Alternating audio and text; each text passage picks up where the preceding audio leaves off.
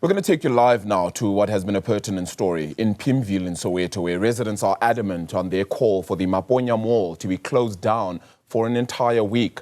This comes in the wake of the murder of 27-year-old e-hailing driver Siyanda Mvelase, who was shot and set alight on Wednesday night. That's just 3 days into his new job. Community members say the closure is needed to draw attention to rising crime in the area and what they describe as a lack of safety around the shopping center. Veronica Makhoali joins us live now with an update. Veronica, it was a long day for you here yesterday, but so much happening, so much tension, including the burning of another taxi yesterday. This time around, a minibus taxi, of course. Are tensions a little bit calmer this morning to start? Certainly, Arabile, it's often the case here outside Maponya Mall, just as we saw yesterday morning. The day starting off relatively calm with a few community members present and the call to shut down Maponya Mall spreading to the community and seeing those crowds coming and gathering outside this gate. But at the moment, I'm just going to ask Katleho just to show you just the sense of the situation just outside the gate.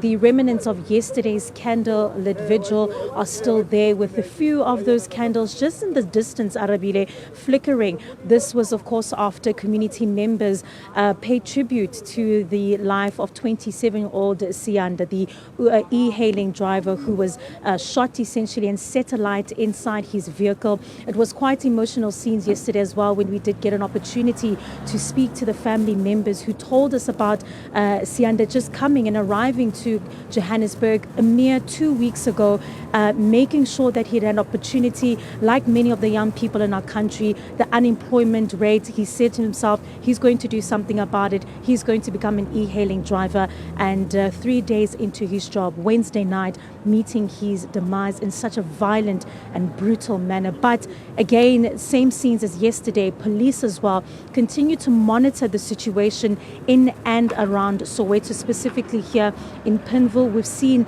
police as well as JMPD stationed at the several entrances of Maponya Mall. But something a little bit more different this morning, Arabile, is the presence of several taxi associations, including the Soweto Taxi Services, STS, alongside STSs as well as NTA, which is the National Taxi Associations. These are the two main groups essentially that operate from Maponya Taxi Rank.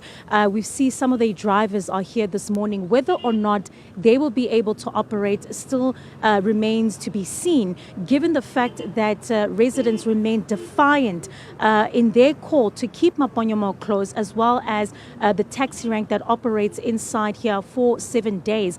The reasoning for 7 days from the community members is they believe that it's 7 days of mourning, but also a very clear call to the center management of this facility that their demands must be met, that they must work harder to ensure safety in the community. And many people have been questioning as to why residents are putting, the attack that happened and the responsibility at the foot of the center management. They believe that the taxi industry within this facility has been able to essentially bully not only e-hailing drivers, but also customers when they request some of their rides. They believe that the center management is responsible for the fact that they've allowed essentially the taxi industry to make their own rules inside their facility and has failed to keep them safe, especially as we've repeated before, the fact that this incident has happened before, and residents really showing that unless there is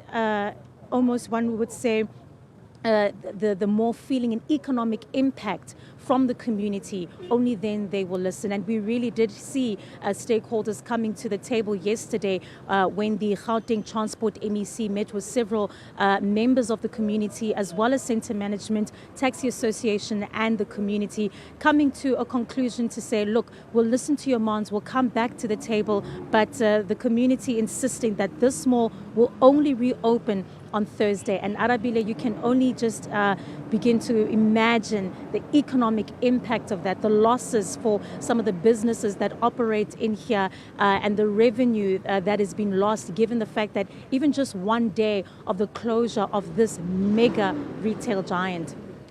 Veronica, just two things very quickly. I mean, one, have we actually heard from the mall itself and mall and centre management with regards to this, where they stand with regards to this conversation? Of course, the taxi rank or the place in which you can catch minibus taxis is inside the mall, which is why a lot of the e-hailing drivers and the protests are to close the mall at this stage. At the same time, is traffic now free-flowing? There was a major standstill for traffic outside yesterday with rocks being placed outside the venue. What does that look like? Well, in regards to the centre management, they did release a very brief statement yesterday where they spoke about the fact that they are against any type of violence that can take place inside the mall, as well as just the precinct of Maponya Mall, saying that they are trying their best to engage with community members and again sending the condolences to Siyanda's family. But this, of course, for community members is simply not enough. There's also been a call for the mall to get rid of the security company that operates here, which they believe has failed to curb crime within this area. It's not just the issue that took place in terms of the criminality following the torching of those two vehicles on Wednesday night. Community members have spoken about muggings. They have spoken about other, issues that have taken place. Some people, one lady even, in fact, alleging that there was a young individual here who was in fact kidnapped from the parking lot of Maponya Mall. And so they're saying that there is a wider crisis of crime in this area, an issue of them feeling unsafe and nothing being done about it. But in regards to the free flow of traffic, I can tell you that here on Chris Honey Road, taxis are moving, vehicles are moving. It is business as usual. That debris that was, of course, used to block the routes here yesterday, some of the rocks that were scattered across the road have been cleared by some of the law enforcement officials. But this is how it started out yesterday, Arabile, and it can still really be a volatile situation as we still don't know exactly how the community is feeling, despite the fact that there was some engagement yesterday. Also worth mentioning as well is where we stand in terms of police investigation. Very little has been said about where the investigations are at this moment. Very little has been said who has been held responsible. We heard the MEC for Transport even saying that the taxi associations that she has met with have also said to the fact that they do not know what happened. They do not know who is responsible. And so many questions, Arabile, but the reality is from the community side, it is still a very traumatizing event that took place. They still feel that there needs to be more accountability as well from the centre management side.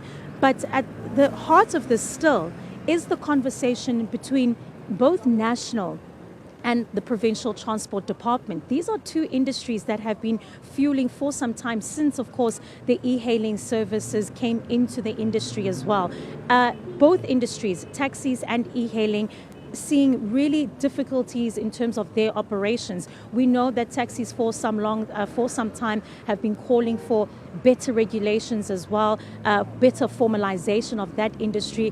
We've even heard from some of the associations yesterday their reaction to what has taken place, saying, look, on their side, they still are struggling with how e-hailing services are operating, saying that there needs to be regulation, that there needs to be a permit, just in the same way that they operate. And still, very little from the transport side as to how this feud will come to an end. Arabile.